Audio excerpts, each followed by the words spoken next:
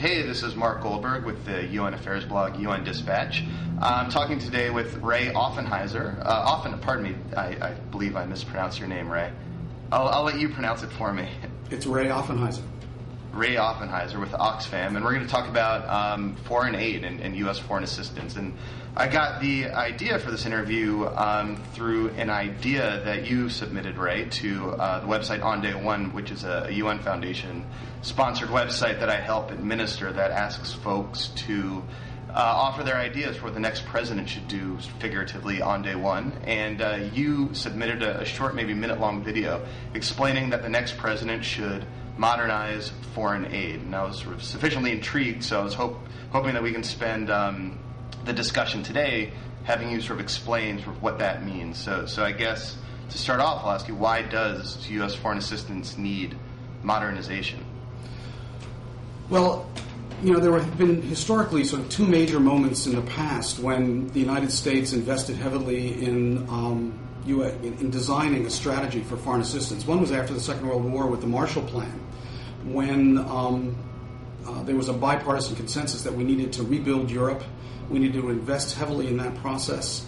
And we actually spent at that time 3% of GNP actually to do that. And the idea was that if we didn't do it, that Europe was going to remain chaotic in the aftermath of World War II, and that it needed a major commitment for rebuilding and development in order to secure it and to enable the economies and the societies to rebuild rapidly. And I think we've all seen the benefits that accrued from that.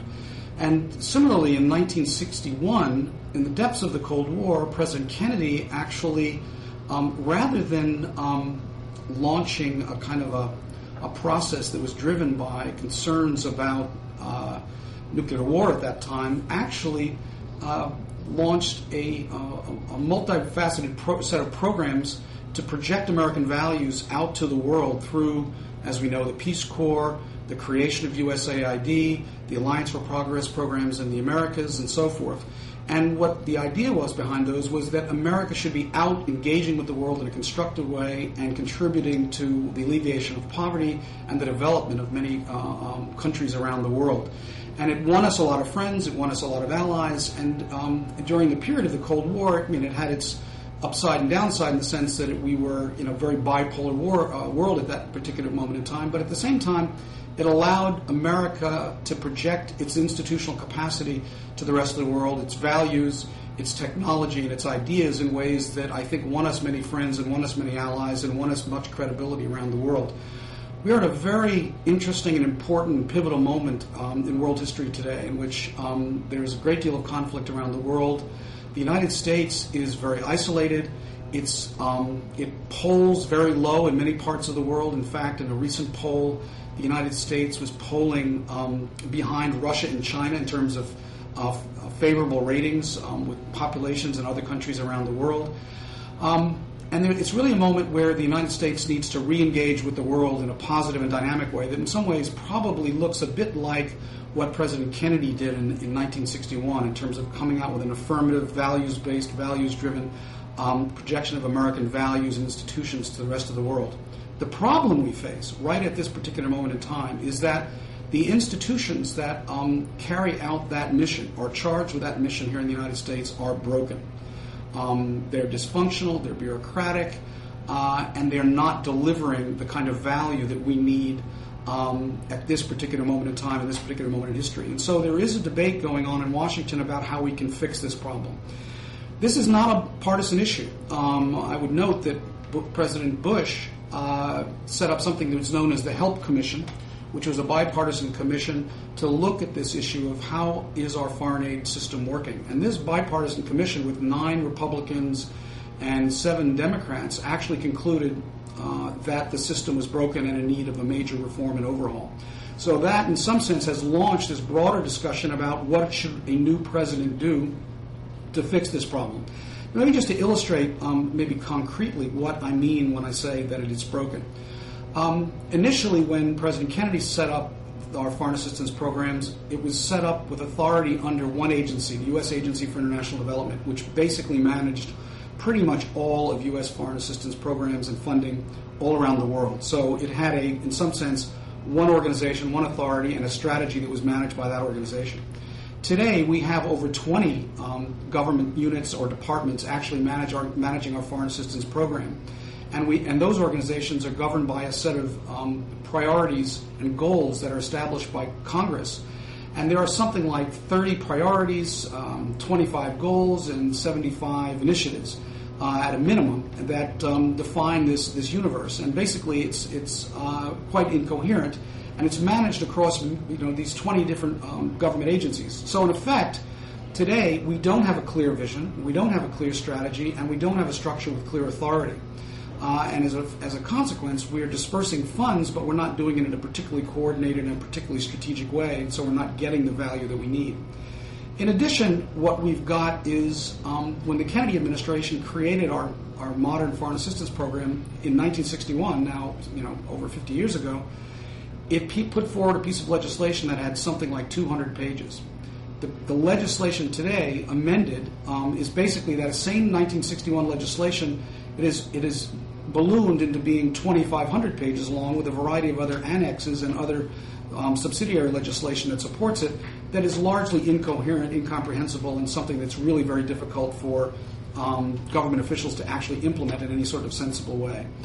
And annually, when our Congress does our appropriations for foreign aid, it earmarks all sorts of funding. And so basically, if you are an aid administrator in a particular country and you're trying to develop a strategy for that country that's going to make sense given the events in that country and the context, basically the entire program is delivered to you with congressional earmarks before you even have the opportunity to opine on whether these are good ideas or bad ideas. So we have a system now that's driven largely, instead of being driven by the needs of the countries specifically, and based on a coherent strategy at the national level and in sort of very general terms, and then very targeted specific strategies at the country level, it's driven largely by congressional earmarks and incoherent congressional legislation. So a lot of what we're arguing for in terms of changing this process and system is we need to get a new vision. We need a president that sees this clearly as a major problem, sees the need for the United States to use the foreign assistance tools that we've had at our disposal for the last 50 years in a more intelligent and smart way, and basically design a system that's a 21st century delivery system for our foreign aid programs. And that would require thinking about what does it mean to be smart about the development process. And if I might say a few words about what it means to do smart development. Let's. I have a question on one of the things that you just said, but we'll definitely get into sort of what a smart development apparatus would look like. I'm wondering, sort of what you said that a lot of our aid is sort of earmark funded and is driven by earmarks. Do you have any examples of specific earmarks that sort of highlight this problem? Well, different congressional members might have particular constituencies in their district from particular countries in Africa, Asia, or Latin America. And those constituencies might pressure the member in Congress to do more in Kenya, or to do more in Ethiopia, or to do more in Bangladesh or Pakistan. And that member then will press for perhaps earmarks for particular kinds of funding in those countries because of lobbying of those particular groups within their district, which is understandable.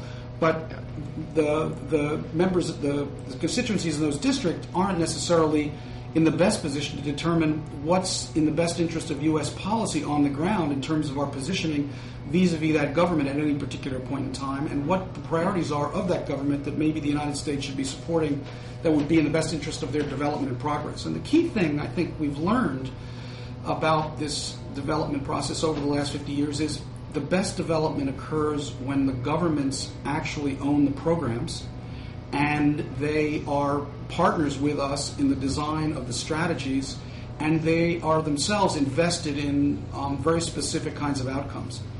And when constituencies here in the United States are forcing their congressional members to basically chop up the budgets into all sorts of small programs, maybe directed at orphans in this country, or human trafficking in another country, or a particular sort of subset of agricultural issues in another country, it basically creates a very chaotic landscape that's very difficult to administer, and it frankly isn't very strategic at the end of the day. It's basically a potpourri of pet projects that congressmen are flogging in response to pressure from their constituencies. This is not a good way to run a foreign assistance program that really has got to be about partnership between the United States institutions and the governments of these countries, and it has to be thinking not short term but long term. And this is something that you're one of the signatories to a report, and we'll post a link to that report, New Day, New Way, in which you explain that we need a strategy, just as we have a national security strategy or defense strategy. We need a sort of global development strategy. And I'm wondering sort of what would be some elements of that sort of, what foreign policy goals are we trying to accomplish through our foreign assistance apparatus? Well, I think, in a national development strategy as opposed to a national security strategy, I think in terms of security, you're looking at short-term and immediate threats that you've got to be concerned about. And the institutions and the tools you're going to use to address those short-term and immediate threats are going to be ones that are perhaps more based in the Pentagon and perhaps in the diplomatic capability of the State Department. In terms of national development strategy, what we're looking at here is, are there particular places in the world where we have a long-term concern about a potential security threat that maybe is not immediate but could actually emerge if certain kinds of conditions aren't addressed? For example, many of these issues of transboundary threats of HIV/AIDS and other diseases that are crossing borders, the threats of climate change, and even in some sense you could say the terrorist threat, which is in some sense based on kind of international networks of terrorist groups.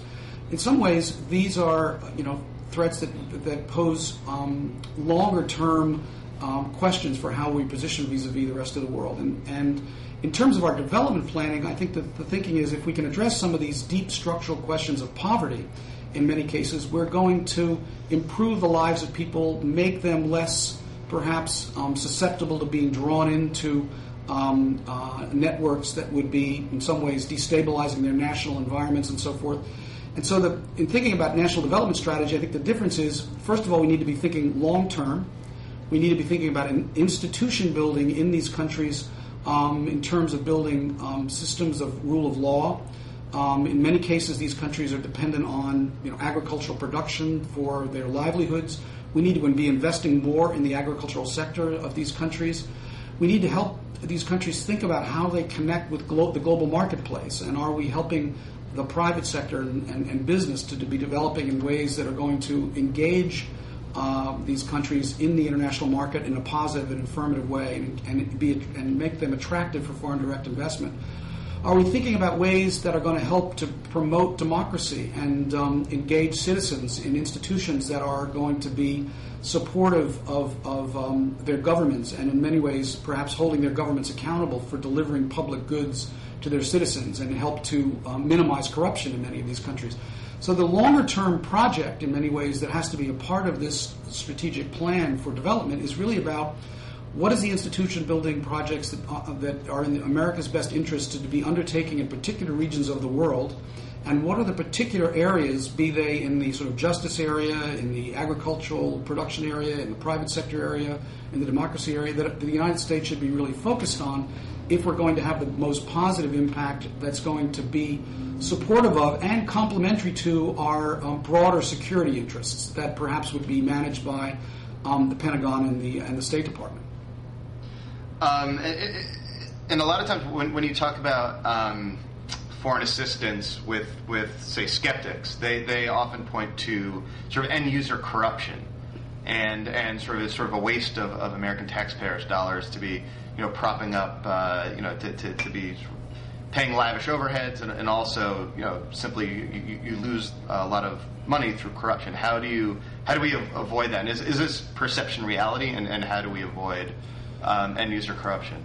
Well, there certainly are countries where there is corruption. I think one of the things that we've seen as an innovation in the last several years is the Millennium Challenge Corporation that President Bush has created, where the decision there was actually to channel our funds to countries that meet certain standards in their capacity to plan well, to minimize corruption, to meet certain governance standards, and actually to deliver against certain clear outcomes. In other words, what we're doing is we're setting a standard for performance that we're expecting countries to meet in order for them to receive our foreign assistance. And I think this is a new and innovative approach that we haven't used before, and I think it's one that we need to be supportive of and innovate further as we look at how we want to streamline and modernize foreign aid going forward. I think the other things that we've done, in some cases, you're going to have to also work in countries where conditions aren't optimal. And in those countries, I think what we've learned is it's really important to build citizen-based institutions that are focused on rule of law, human rights, and the responsibility of the state to deliver public security for people, to deliver the capacity of a market to function, and so on and so forth, and minimize corruption. And I think where we've seen a good balance between a good sort of electoral process with high levels of citizen participation and a growing civil society sector, we've actually seen the levels of corruption go down, and we've seen more responsible action on the part of the states, and we've found those countries to be more responsible development partners. So while it is true there are states where there is entrenched corruption and they're going to be very difficult for us to deal with, other than on sort of a pure humanitarian basis, where there's perhaps a food crisis or of some nature where we need to go in there just purely on humanitarian grounds and try to save lives and address, say, a famine situation. I think our long-term perspective ought to be on building democratic institutions, civil society, rule of law, and build the capacity of those countries to hold their governments accountable. And I think if we do that, I think we're going to see the corruption factor minimized. But I think our strategy in those cases has to be a bit different than in countries that really have addressed many of these problems, where we can be more ambitious, we can be more focused on business development, encouraging foreign direct investment, developing the private sector, and linking local producers to global markets and so forth. So I think we need to have different approaches for different kinds of situations, and we have to have an institution that leads this process that has the flexibility to be able to adapt to different kinds of contexts. What we've learned from this process is there is no one-size-fits-all approach, and that we've really got to have a 21st century institution that is adaptive and adaptable to the challenges of different national contexts. And you propose that this institution be a sort of a cabinet level Department for Global Development, correct? That's correct. I mean, one of the arguments that the group that I'm a part of, this group that calls itself the Modernizing Foreign Assistance Network, which brings together leading thinkers in the development field from the major think tanks, Brookings Center for Global Development, Center for American Progress, NGOs like Save the Children, Bread for the World, Oxfam, and others. Basically, our experience has been that when you want to do effective development, you've got to have, first of all, have to have professionals who have experience on the ground and understand the context in which they're working and can develop these strategies that are appropriate to national context. You've also got to have people who actually have a mandate to take a long-term institutional development perspective and actually are not being pressured to push money out irresponsibly, but are actually empowered to make good judgments and make good investments that are basically designed to build institutions over the long haul. The reality is, right now, that under the current administration, we've folded our AID can function under the State Department, and the State Department basically leads on diplomacy, and its professionals aren't necessarily trained, equipped, nor are their sort of instincts to think long-term and to be doing long-term institution building. And so the argument here is that neither the Pentagon, which has a particular mission for securing, providing security to Americans, and basically addressing sort of questions of stability in the short term in the face of conflict, and the diplomatic corps have the ideal set of competencies as agencies nor as professionals to do this work well, and that what we really need to get this right is a cabinet-level agency inhabited by the kind of professionals that know how to do this work, are committed to this long-term agenda, with a mandate to do it right and do it well. And it seems this concept is not so alien as it may seem. In a lot of in parliamentary systems, you often have sort of ministers of foreign development as well. But in parliamentary systems, you don't have our crazy budget making process. Right. I'm wondering how do you overcome sort of the earmark problem? How do you sort of coordinate between this cabinet and individual members of Congress who might have their own sort of individual priorities? Well, I think this is going to be one of the big challenges as we talk about what it means to be doing smart development and what kind of institutional apparatus we need to do this, and how we manage the tendency to layer on all sorts of petty priorities. It's really not in our national interest to do that, and I think we've got to engage the Congress in a discussion about this that brings forth so many of these problems. Now, it was interesting during the Kennedy administration. One of the things that they did right from the start was they built, in some sense, a wall between the State Department and the aid bureaucracy in order to ensure that the mandate of the USAID structure was going to be long term, and that it was going to have substantial funding separate from the State Department budget in order for it to function in this area of long-term institution building. I mean, I think we've got to go back to at least that principle, and then I think there has to be another discussion about how do we build a modern 21st century institution that has the kind of characteristics that I spoke of earlier, where it's got to be sensitive to local context, it's got to be building partnership with national governments, it's got to be building citizen capacity, and it's got to be flexible enough to be able to do that on an ongoing basis, with judgments being made about where the best investments are by the government officials closest to the ground, rather than bureaucrats or congressional staffers in Washington. I think our whole program has gone off the rails because it's really been hijacked by the bureaucratic system in Washington, and the professionals who know the work and can do it best have basically been sidetracked, and the agency has in effect been eroded in terms of its capacity. I think this conversation is beginning, and I think Congress is aware of the problem of earmarks and how it's undermined our effectiveness. But I think we still have a ways to go to mature that conversation on Capitol Hill. So I'm sure you're fairly heartened to see in the Republican Party platform a paragraph or two devoted to this very issue, to reforming our foreign assistance program. And my understanding is you were just out in St. Paul and Minneapolis, and I'm wondering, sort of from your conversations, what sort of enthusiasm you see for moving forward on this. Well, I think the Modernizing Foreign Assistance Network and Oxfam in particular, we have been actively engaging congressional leadership over the last 6 months, because one of the things we've learned from studying both the Marshall Plan history and also the Kennedy administration history was there was quite a bit of an appetite and a discussion going on in Congress even before these programs were launched. And many of the sort of seeds of these ideas were actually in Congress and being championed by particular congressional leaders. Before, in the case of Kennedy, even before the election and even before the inauguration. So we've been actively trying to find champions for these ideas and have been somewhat successful. I think it's important to note that Congressman Howard Berman of California, who was the chairman of the House Foreign Affairs Committee, basically has indicated this is going to be one of his number one priorities in a new administration. He wants to start this discussion about the need to reform our foreign aid system. There have already been 3 hearings on Capitol Hill, and myself and others in our network have actually testified.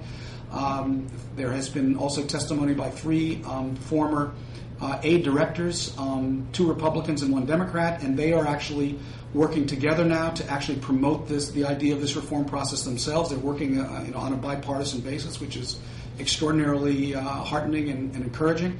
And at both conventions, this issue was discussed in a variety of different fora. And in our particular case, Oxfam sponsored a forum at the Republican convention that took place at the Humphrey School of Public Policy at the University of Minnesota, and we had very high-level participation. We had former Congressman Jim Colby, sitting Congressman John Boozman. We had former aid administrator Andrew Natsios, and we had Richard Fontaine, who is a foreign policy advisor to John McCain. So we've been engaging both parties, both campaigns, and both sides of the House and Senate on these issues for literally the last 6 months. And I think the problem statement is becoming clear in people's minds, that this system is broken, needs to be fixed, and needs some sort of an overhaul. And I think the real question is, how will it fit into the broader reforms that are going to take place probably in the way we think about our national security and the roles of the Pentagon, the State Department, and our aid and USAID in a new administration. But there's a lot of creative thinking and ideas on the table already, and Congress has indicated it has an appetite for digesting it. And I think the question is which, depending on which of the two candidates wins the election, what kind of leadership will either of them provide in championing this? Because I think more important than anything else is going to be what priority a new president will give to this issue. Within our network, we think this is one of the most important things the United States should be doing as part of its overall engagement, overall process of engaging the world in a positive and affirmative way going forward, and as part of an effort to kind of recapture the positive appreciation the citizens in the rest of the world might have for the United States, or restore that faith and confidence of the citizens of the world in the United States that perhaps we've lost over the last decade or so. So, I'm wondering. So, I mean, the way you present, it sounds like it's something that if attention is given to it, will be taken up. But I'm wondering, sort of, what do you have any? Is there any opposition to your to your idea, to your network, and if so, from where does it come?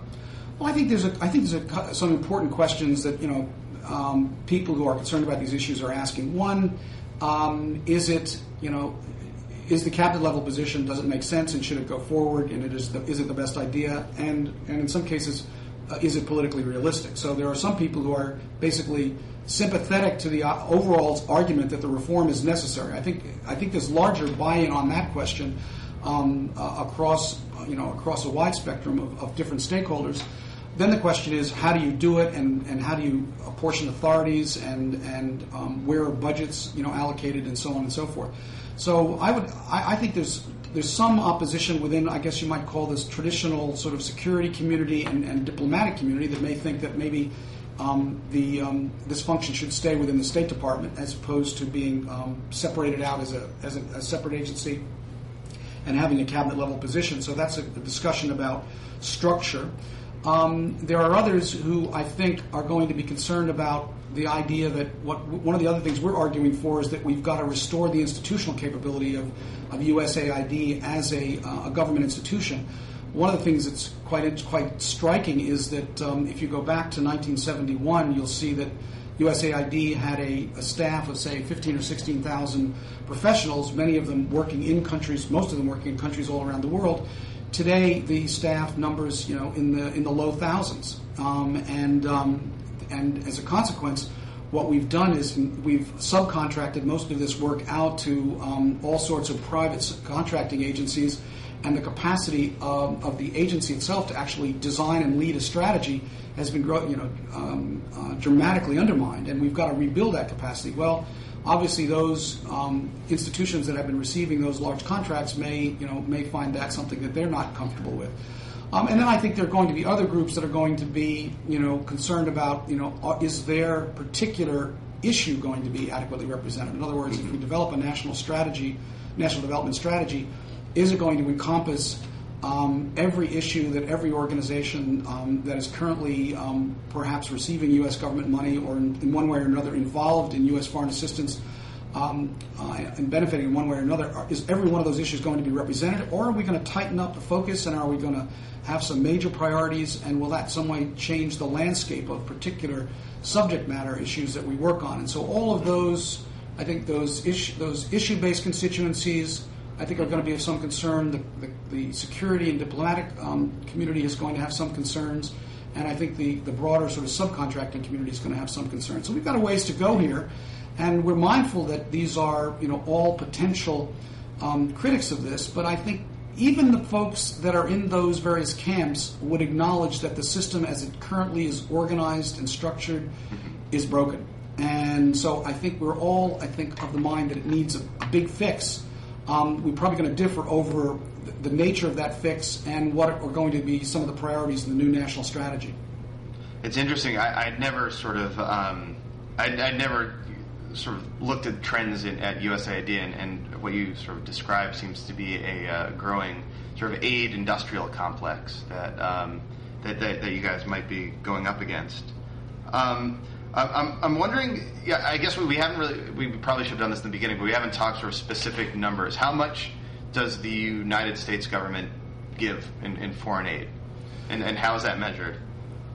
Well, historically, I think if we go back to the Clinton administration, I think we were sort of giving something on the order of $13 billion a year were allocated for U.S. foreign assistance. And then with the Bush administration, that number has gone up with the creation of the PEPFAR programs and the Millennium Challenge Corporation. So now we're up sort of in the area of sort of 19 to 20, $20 billion dollars annually.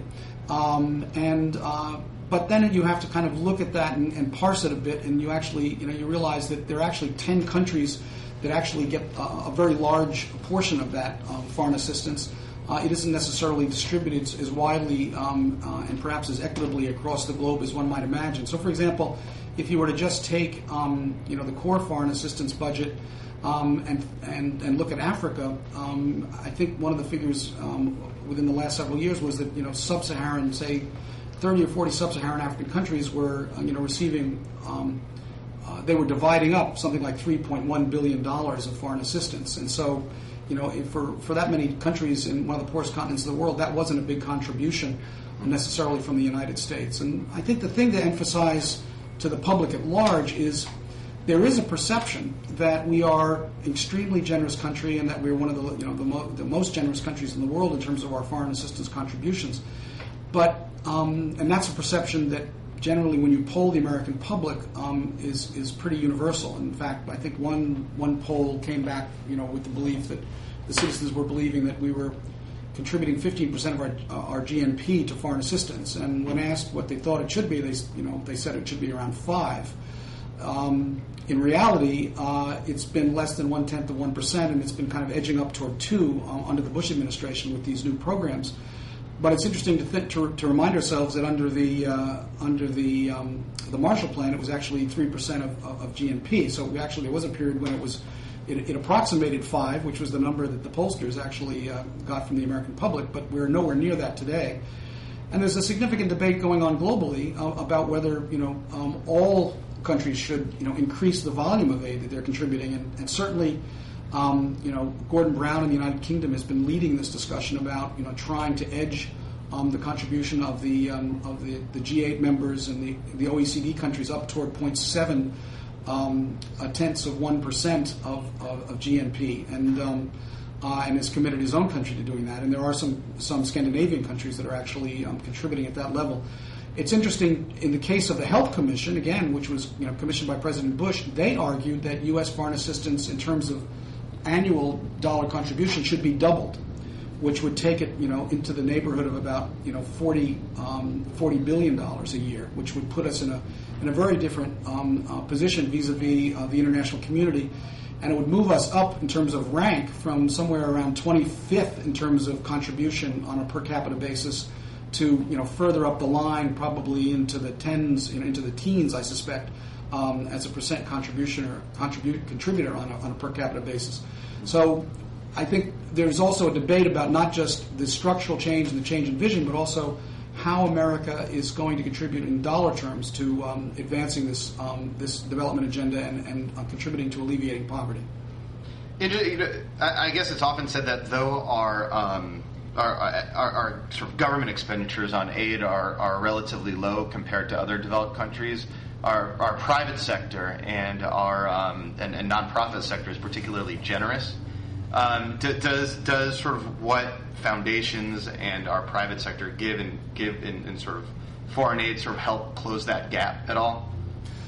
I think there's some truth to that, but I actually think I would challenge those numbers to some degree. I mean, for example, if you look at the U.S. philanthropic sector here in the United States, which is the largest philanthropic sector in the world, only 2.2% our U.S. philanthropic dollar goes to international causes, which is a very low percentage when you think about sort of the complexity and of today's world and many of today's problems. We have a very generous population that contributes to all sorts of causes at the local and national level, but international causes, it tends to be somewhat lower on the sort of level of priorities.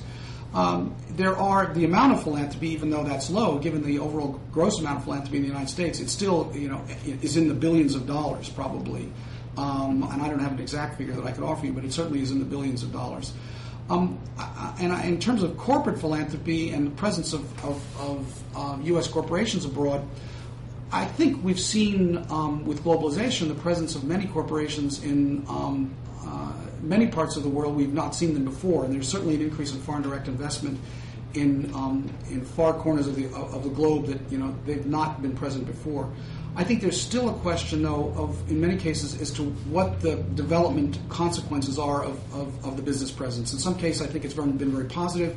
In other cases, it may not necessarily be a net positive, and it may not be in all cases that the companies are, at the same time that they're doing business, are socially, economically, or philanthropically sort of focused on sort of the development outcomes that surround the business presence in a particular country. So I think there's more that we could do in that area of aligning our foreign assistance programs, our trade policies, and our business practices in a way that would foster a more unified and coherent overall strategy.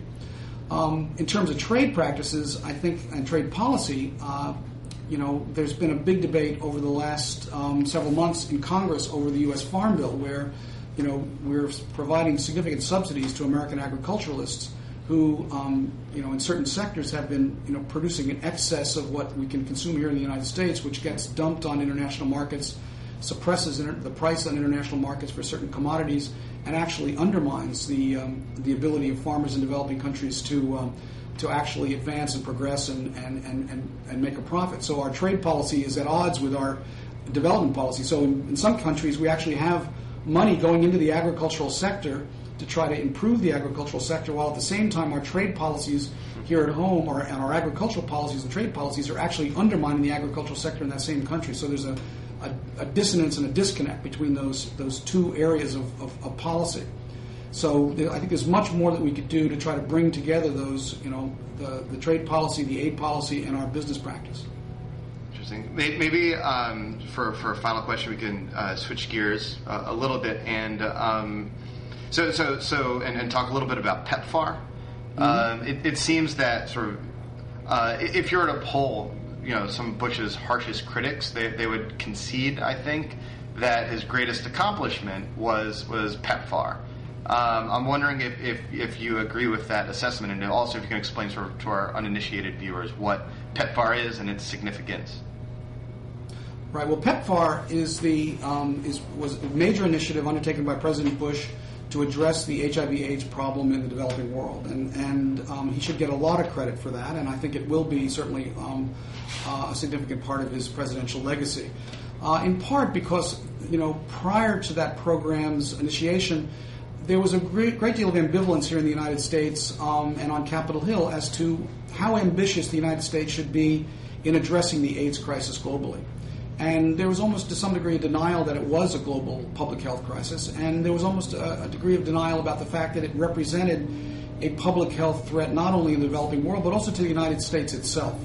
And I think what President Bush has done, which I think is to be credited, is he has taken us sort of forward into recognizing that it is a global public health threat, that it should be viewed as a threat to U.S. national security, and that we should actually invest in a positive and affirmative way in addressing the problem on a global basis. And with the PEPFAR program, the United States went from being a rather modest contributor to addressing the AIDS question through our aid programs to actually being the lead contributor financially in the world to addressing the AIDS crisis. So now when you travel to many countries of the world, you will hear about the PEPFAR program, its efforts to try to deliver the appropriate pharmaceuticals to people who are HIV/AIDS infected, and to support a variety of different kinds of service delivery mechanisms that are providing a range of different kinds of services to people affected by HIV and AIDS, and also enabling countries to actually develop national strategies to confront the AIDS crisis.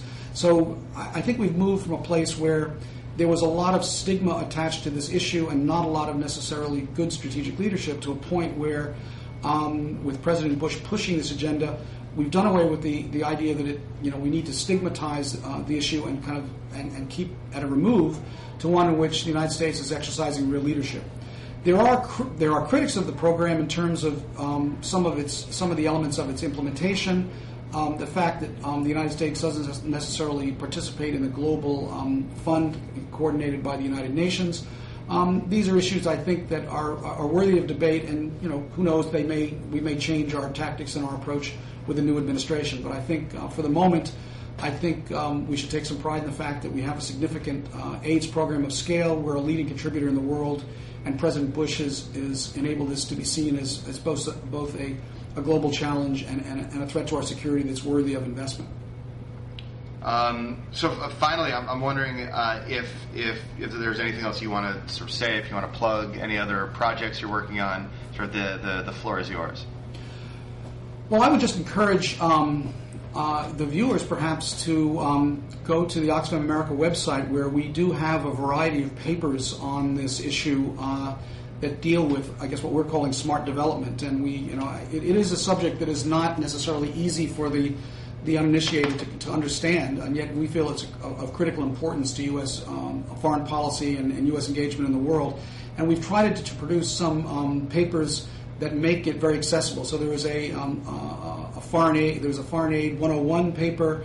There's a paper entitled Smart Development that basically takes you deeper into sort of some of the debates around this issue and the policy framework. And then actually we're putting out now country studies where we're actually looking at U.S. foreign assistance in particular national settings, and we're actually talking about what's working and what's not working. Because I think one of the big debates that takes place around this question, both on Capitol Hill and even in the mind of the general public, is, does any of this actually work? And are there some good success stories that we can point to of the United States really making a contribution that made a difference?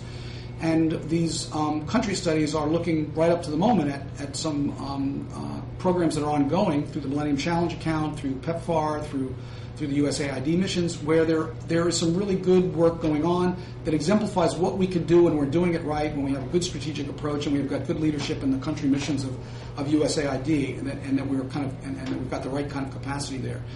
I think it's finally important to say that, as Americans, we should recognize that, there was a period when we were doing a lot of this work with a lot more ambition, a lot more, a good deal of institutional support and more coherent leadership. And we have made some major contributions over several decades that we should be aware of. The United States government was a major supporter of the Green Revolution, which has actually provided high-yielding variety of crops to farmers around the world, and has actually probably saved millions of lives in terms of making greater volume of food available in countries all over the world. We've been involved in family planning programs all over the world, and I worked in Bangladesh for a number of years, and there family size has been reduced dramatically in that country as a consequence of programs of family planning that the United States government has been supporting. We've been involved in a variety of other programs, for example, to minimize river blindness, which was a critical sort of disease factor in many countries in Africa, and has largely been staunched and eliminated. And so I think there's a variety of areas where there's been major success on major initiatives of this sort that we should take some pride in. We should understand that they're part of our history of investment in the development field. But we've got to get back to a place where we're willing to make big investments in big strategic initiatives of the sort that the President's made in PEPFAR, but we've got to do it in a more coordinated way, and do it through a single institution that's got the authority and the capacity internally and the funding to do it well and to do it right and to do it smart. Great. Ray, thank you so much. This was very interesting.